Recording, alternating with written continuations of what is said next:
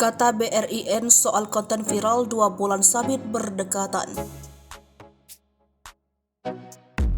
Badan Riset dan Inovasi Nasional buka suara terkait konten viral video 2 bulan berdekatan. Akibat dari adanya video tersebut, beragam asumsi bermunculan. Ada yang menduga bulan tidak hanya satu melainkan 2. Ada juga yang beranggapan itu merupakan fenomena konjungsi bulan Venus. Lantas, seperti apa fakta sesungguhnya?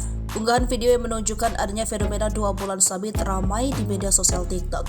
Unggahan tersebut dibuat oleh salah satu akun pada Sabtu 25 Maret 2023. Lantas, apakah fenomena 2 bulan sabit sama halnya dengan fenomena bulan bintang yang terjadi beberapa hari yang lalu? Penjelasan BRIN, peneliti Pusat Riset dan Antariksa dan Badan Riset dan Inovasi Nasional Andi Pangerang menjelaskan, fenomena 2 bulan sabit itu tidak berkaitan dengan fenomena konjungsi bulan Venus atau disebut juga fenomena bulan bintang.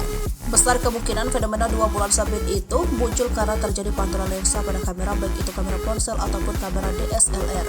Akibatnya bisa muncul seolah-olah ada 2 matahari atau bisa juga muncul 2 bulan sabit saat dipotret, yang mana salah satunya adalah bayangan atau pantulan dari kamera lensa.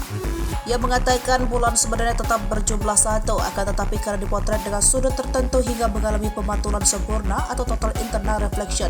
Saat mengalami total internal reflection ini, bulan dapat memunculkan bayangannya sehingga seolah-olah tampak sebagai 2 bulan sabit padahal objeknya hanya 1. Jadi bulannya tetap terlihat 1, akan tetapi karena diambil dari sudut tertentu sehingga menghasilkan total internal reflection, sehingga menghasilkan pantulan.